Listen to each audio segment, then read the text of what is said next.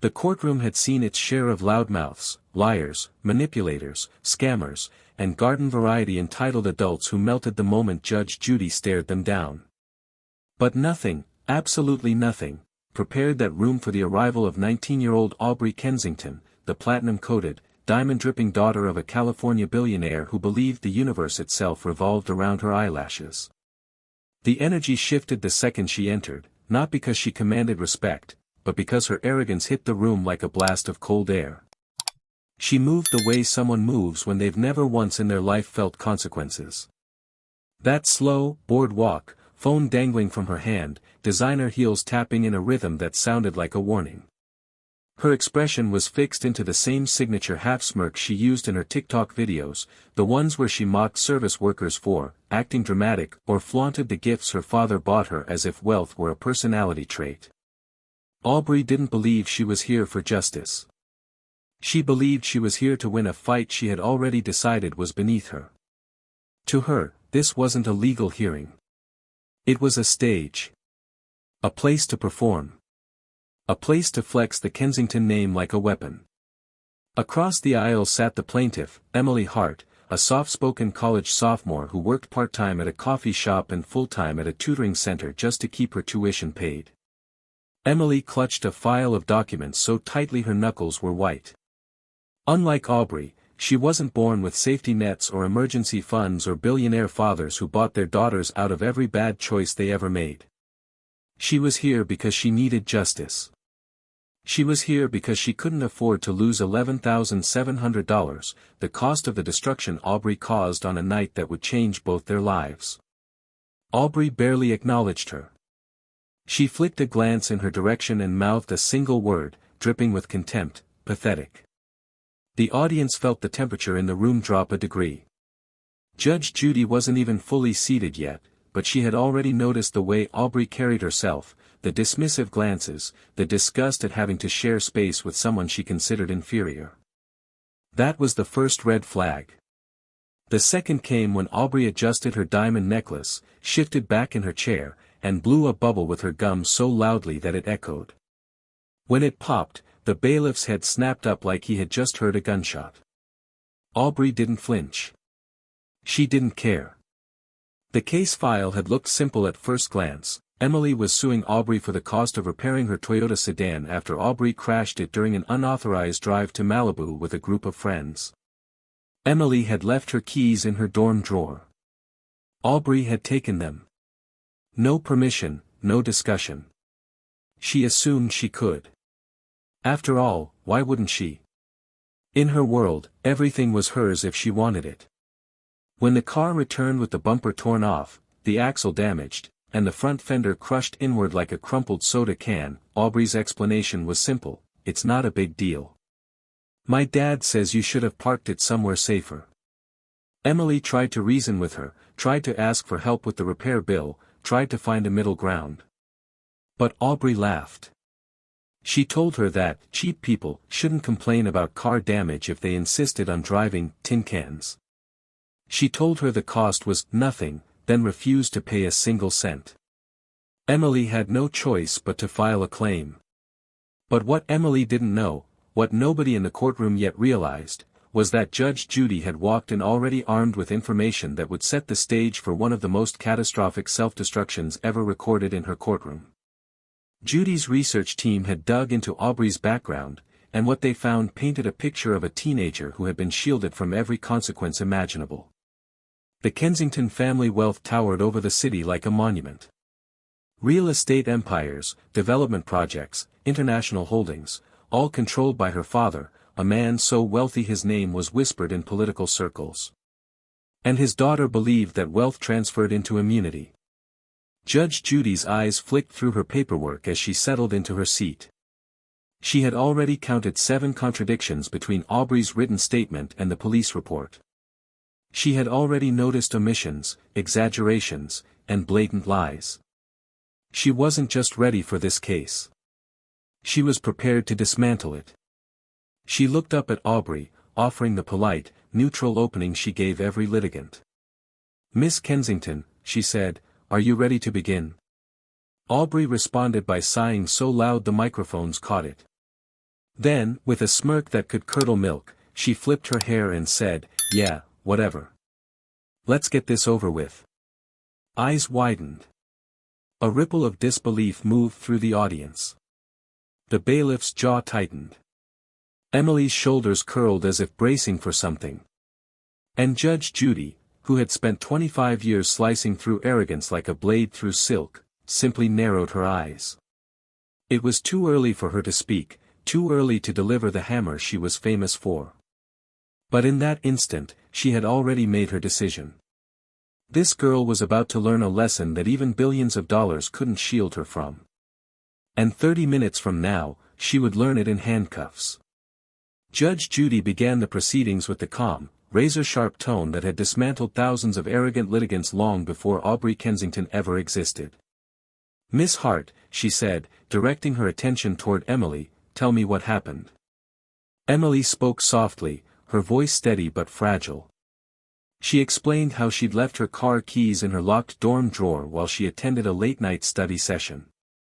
She described how she returned to find her door open, her drawer pried slightly, and her car missing from its parking spot. She recounted the panic, the confusion, the frantic hours spent calling friends to ask if anyone knew where her car had gone. And then, the crushing moment when she found it abandoned outside a beach house miles away, wrecked, sunken in sand, the front end mangled and reeking of burned rubber. Aubrey didn't even pretend to listen. She rolled her eyes. She smirked. She whispered something to the girl sitting behind her, a friend or assistant, who stifled a laugh.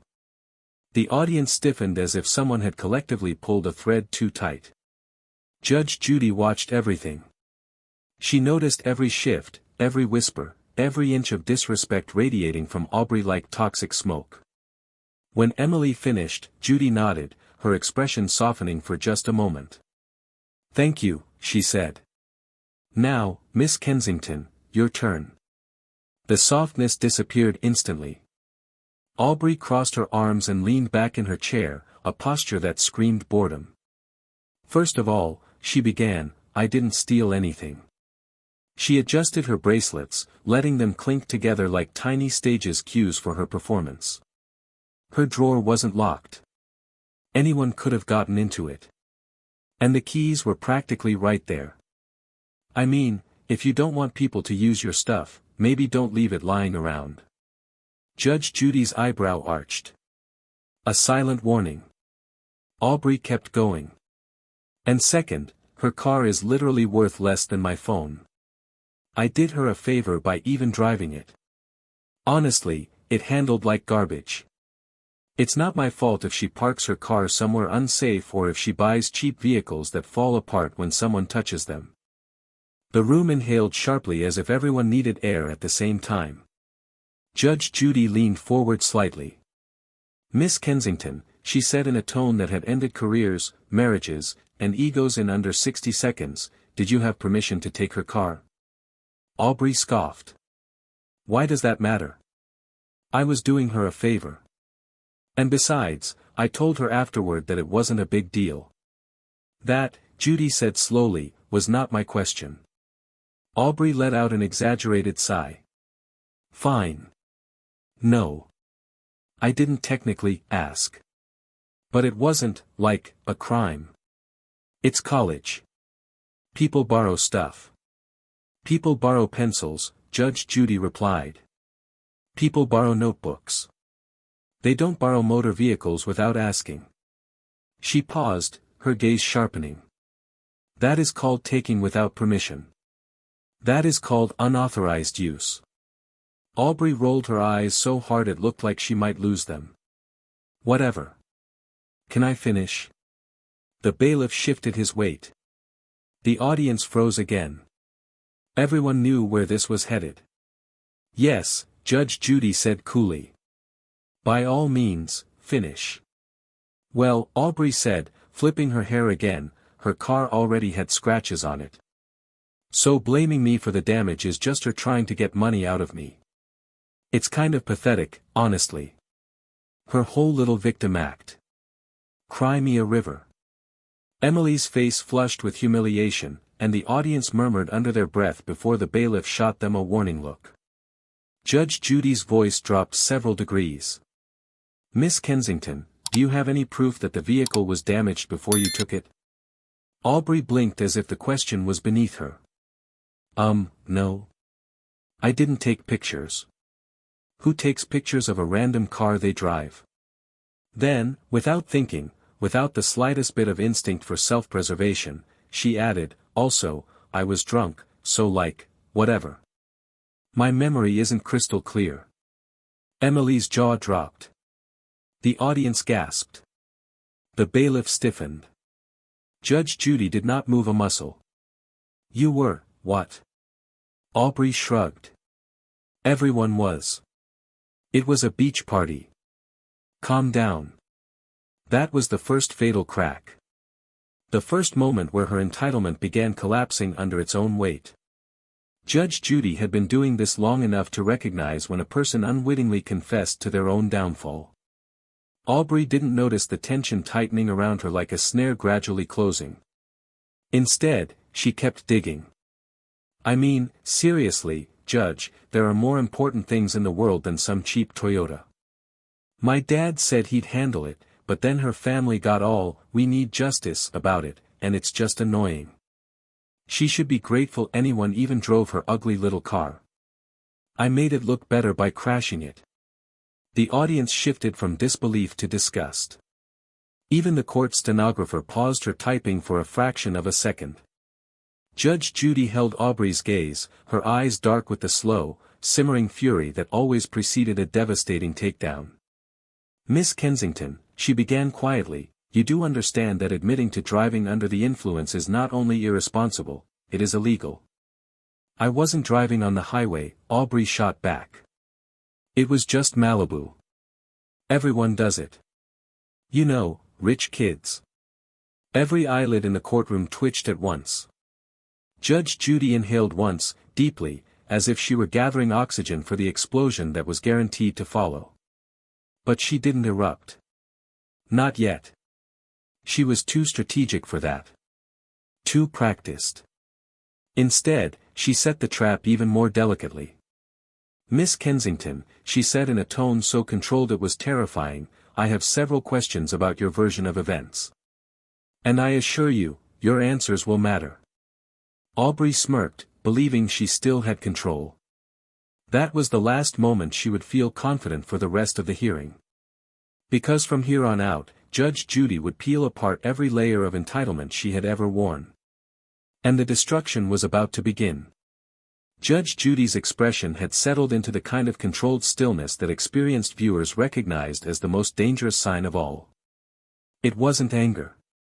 Not loud, not explosive, not theatrical. It was the quiet. The stillness. The way her eyes narrowed just enough to signal she had begun mentally pulling the pins out of every grenade in the case file. Aubrey didn't recognize the warning. She wasn't used to reading danger in the subtle shifts of powerful adults. In her world, adults back down.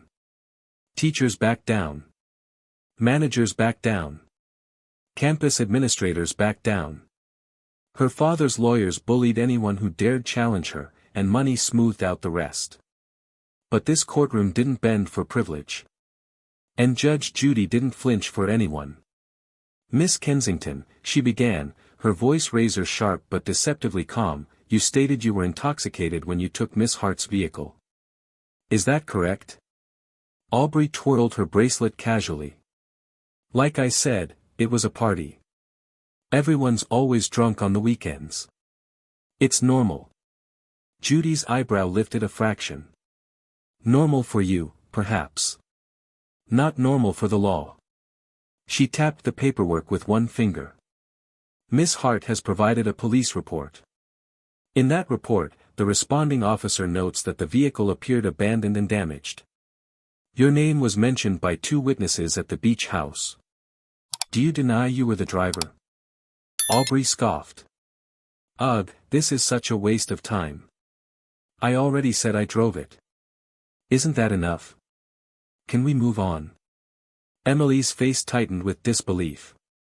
The audience shifted in their chairs, leaning into the moment as if watching a slow-motion train wreck. Judge Judy didn't raise her voice. She didn't need to.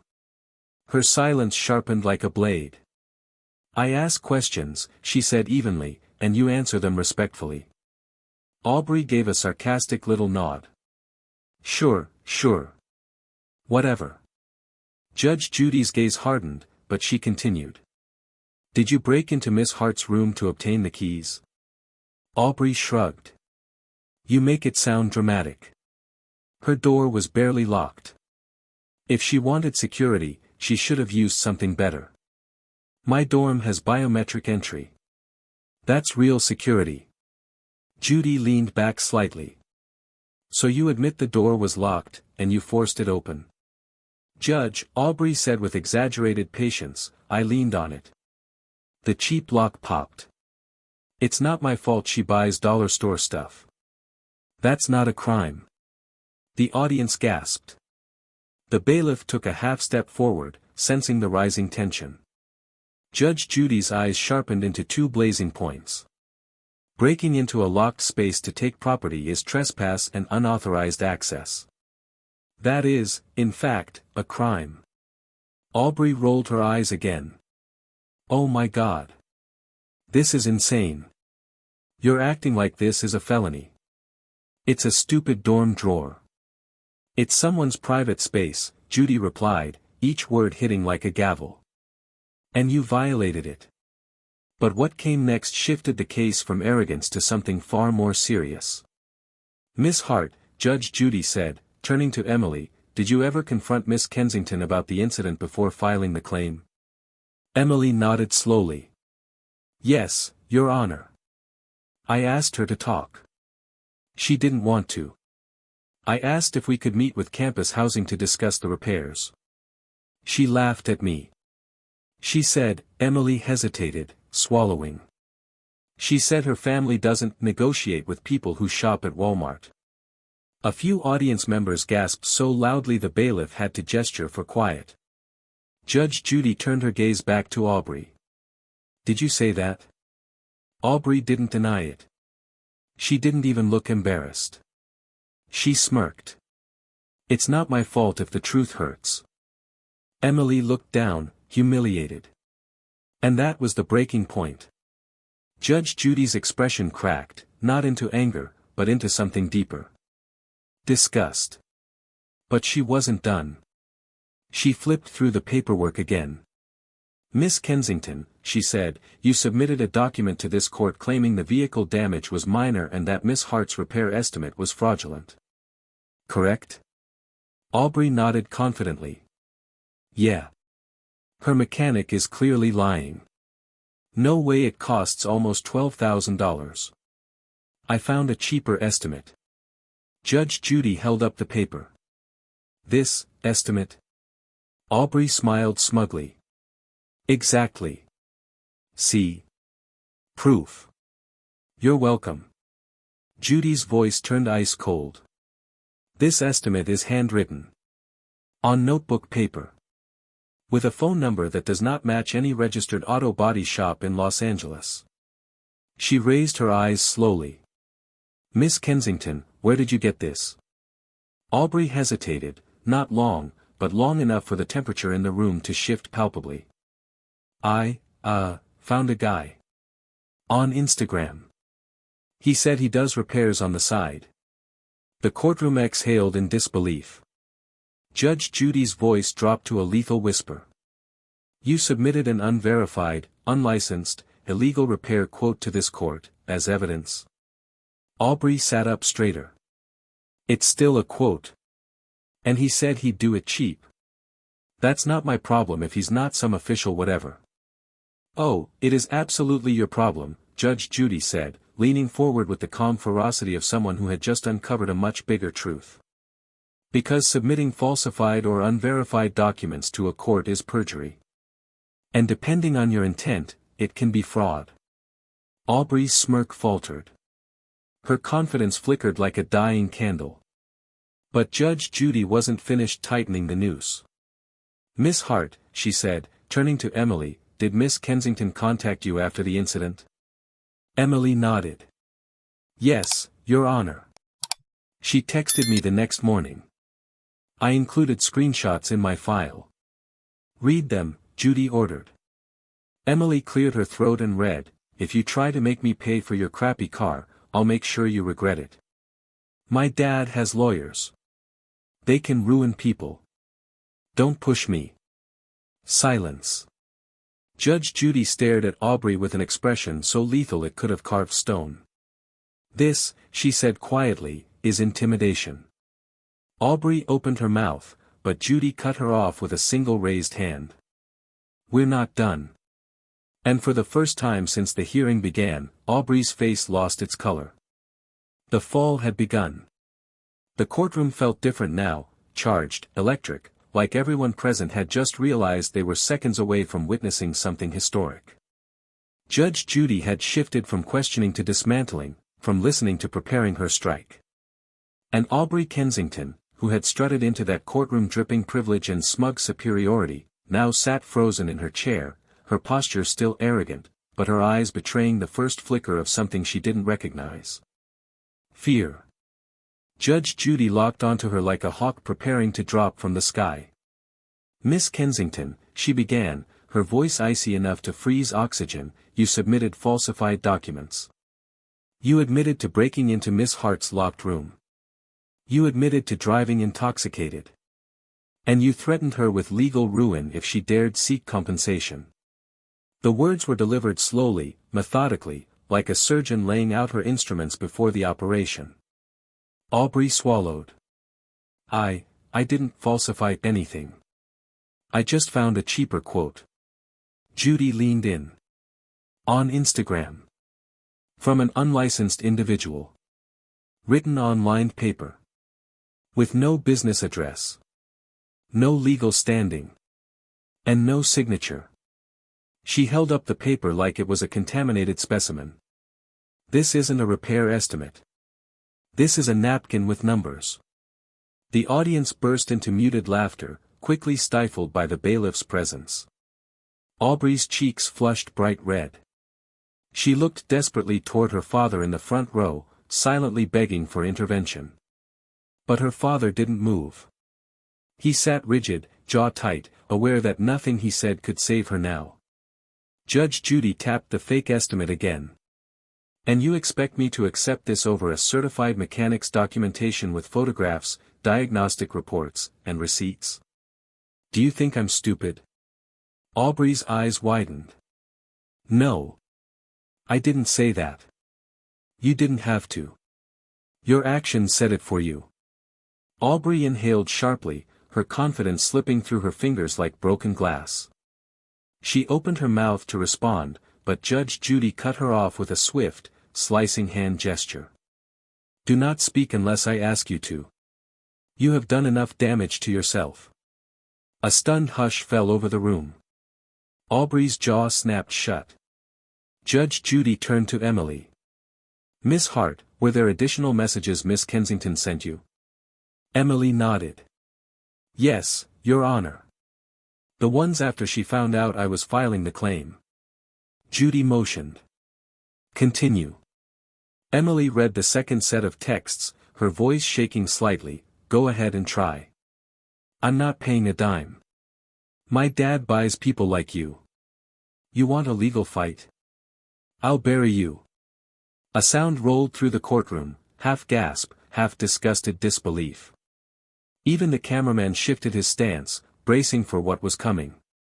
Judge Judy slowly turned back to Aubrey, her face carved from cold stone. "Your father buys people," she repeated softly, dangerously. "That's what you said." Aubrey opened her mouth. "I didn't mean. Yes or no?" The explosion in Judy's tone made Aubrey physically jump. Her lips trembled. "Yes. And you texted Miss Hart that your father would bury her. Correct?"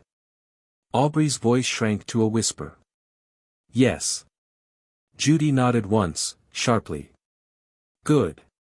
We have established ownership of your words." Aubrey's father finally rose halfway to his feet. "Your Honor." Sit down, Judge Judy snapped without even looking at him. I'll deal with you in a moment. The man froze. Aubrey looked like she might faint. Judge Judy folded her hands, staring at Aubrey with the lethal calm of someone about to deliver a verdict that would be studied for years. You seem to believe, she began, that wealth is a shield. That privilege is a weapon. That laws are optional for people born into money. But here, in my courtroom, your father's bank account has less power than a penny on the sidewalk. Aubrey blinked hard, tears forming at the corners of her eyes. But Judy kept going, each sentence a hammer blow. You broke into someone's room. You stole property. You drove intoxicated. You abandoned a wrecked vehicle someone else trusted you with. You threatened her. You tried to intimidate her. You submitted fraudulent evidence. And you mocked the judicial process by acting as if you're too important to be held accountable. Aubrey's breathing grew uneven. Her chin trembled. I didn't, she wiped her eyes with shaking hands. I wasn't trying to. Judy raised her hand again. Stop. Your remorse is arriving 30 minutes too late. And only because you finally realized the spotlight isn't protecting you, it's exposing you. That sentence shattered Aubrey's final shield. Tears spilled down her cheeks in a steady flow, black mascara streaking down her skin. Her breathing hitched into panicked little gasps. But Judge Judy wasn't finished. She turned the full force of her fury onto Aubrey's father. Mr. Kensington, she said, your daughter invoked your power, your money, and your influence as a threat. That is unacceptable. And let me be exceedingly clear, if you attempt to interfere with this case or intimidate Miss Hart in any capacity, I will have you held in contempt. The man froze, stunned into silence. And as for your daughter, Judy continued, eyes narrowing like a guillotine descending. When you threaten someone with legal ruin, when you use money as a weapon, when you attempt to bully the justice system, you don't walk out of this courtroom with a slap on the wrist. Aubrey swallowed hard, tears spilling uncontrollably. Judge Judy stood. The entire courtroom felt the shift. Miss Kensington, she declared, for fraudulent submission of evidence, attempted intimidation of the plaintiff, and acknowledgement of criminal behavior, this case is leaving my jurisdiction. I am forwarding it to the district attorney's office for review. Aubrey's mouth fell open. Wait, what? You heard me. And we're not done. Aubrey shook her head rapidly, panic rising in waves. No, please, Your Honor, please, I'm sorry, I didn't mean. But it was too late. The trap had sprung. The meltdown had begun. The moment Judge Judy finished speaking, the courtroom didn't breathe. Not a whisper. Not a rustle. Not even the hum of cameras. It was the kind of silence that only comes before something irreversible. Aubrey Kensington sat frozen, her face wet with tears, mascara carved into jagged rivers down her cheeks as she tried to understand what had just happened. Forwarded to the district attorney's office. Fraud. Intimidation. Criminal review. Her brain couldn't process the words fast enough. Your Honor, please, she choked out, her voice cracking under the weight of her unraveling world. I didn't mean to threaten her. I didn't think it was. I never, her speech disintegrated into breathy sobs. Judge Judy didn't flinch. Miss Kensington, I'm not here to analyze your intent. I'm here to address your actions. And your actions are criminal. Aubrey's shoulders collapsed inward, trembling like someone being lowered into icy water. Her perfectly sculpted confidence was completely gone, shattered into dust on the courtroom floor. In addition, Judge Judy continued, her voice sharp enough to cut steel, I am awarding Miss Hart the full cost of the vehicle repairs, plus punitive damages, plus court fees. That total comes to $9,450. You will pay it. Immediately. Aubrey gasped as if struck across the face. Her father stood abruptly. Your Honor, I can. Sit, Judge Judy snapped without even turning toward him. Do not speak for her. She made these decisions. She faces these consequences. He sat. Aubrey's sobbing intensified, ugly and uncontrolled. She wasn't crying from shame, she was crying from the realization that money, for the first time in her life, meant absolutely nothing. Then Judge Judy delivered the blow nobody in the courtroom saw coming. Bailiff, she said. Take Miss Kensington into custody for processing. The audience, the cameraman, even the attorneys sucked in a collective breath so sharp it sounded like wind cutting through the room. Aubrey jerked upright. What? What? No, please. Her voice went high and thin, the voice of someone who had never been told no, never been punished, never been powerless. The bailiff stepped toward her. She backed up instinctively, shaking her head, palms out in desperate surrender. I didn't do anything. I didn't hurt anyone. Please, please, I'm sorry, I'll pay, just don't. Judge Judy didn't blink. You submitted falsified evidence, you admitted to criminal behavior, and you attempted to intimidate a plaintiff. This court has the authority to remand you for booking until the DA reviews the charges. Actions have consequences, Miss Kensington. The bailiff gently but firmly took her by the wrist. Aubrey screamed. Not a dramatic scream, a raw, panicked, primal sound. Dad! Dad, do something. Please. Her father stood again, but Judge Judy's glare froze him in place like stone. You will sit down and let the process happen, she warned. Or you can accompany her. He sat instantly. Aubrey's sobs echoed as the bailiff slid the handcuffs over her wrists. The metallic click seemed to reverberate through every corner of the courtroom. Her legs went weak, and she nearly collapsed before the bailiff steadied her. I'm not a criminal, she sobbed. I'm not a criminal, I'm not.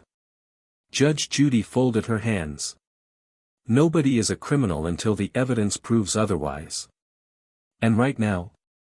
The evidence is not in your favor. The bailiff guided Aubrey toward the exit, her designer heels scraping the floor in uneven, stumbling steps. Her once perfect posture was gone. Her once perfect confidence obliterated. Every camera caught her face, red, streaked, panicked, the face of someone who finally discovered what accountability feels like. The last thing the room heard before the doors closed behind her was a broken, desperate cry. Please don't let them take me. And then she was gone. What happened after that became the stuff of internet legend. The episode aired on a Friday afternoon.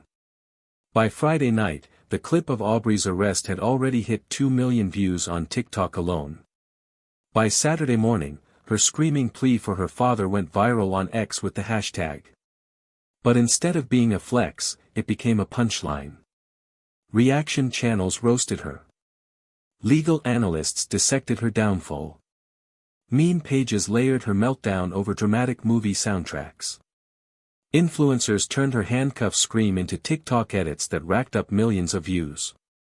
Customers flooded Emily Hart's small business with support. Orders doubled in a week. Tripled in 2. Meanwhile, Aubrey's life fell apart in real time. Her university launched an internal review.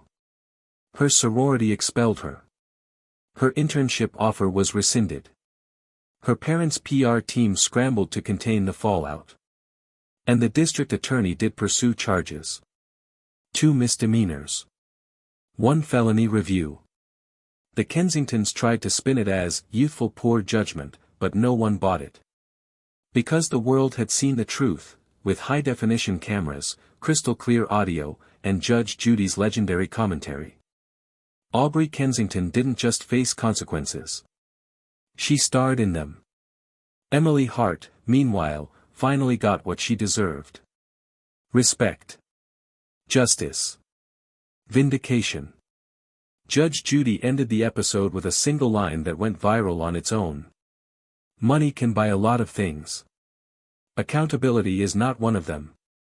It became the quote of the year, printed on merch, posted on millions of Instagram stories, and used as the final word in countless internet arguments. The lesson was simple. Some people think money makes them untouchable. Some people think arrogance equals power. Some people think judges can be intimidated. But in Judge Judy's world, arrogance loses. Justice wins. And respect is non-negotiable. And anyone who forgets that, ends up exactly where Aubrey Kensington did, in handcuffs.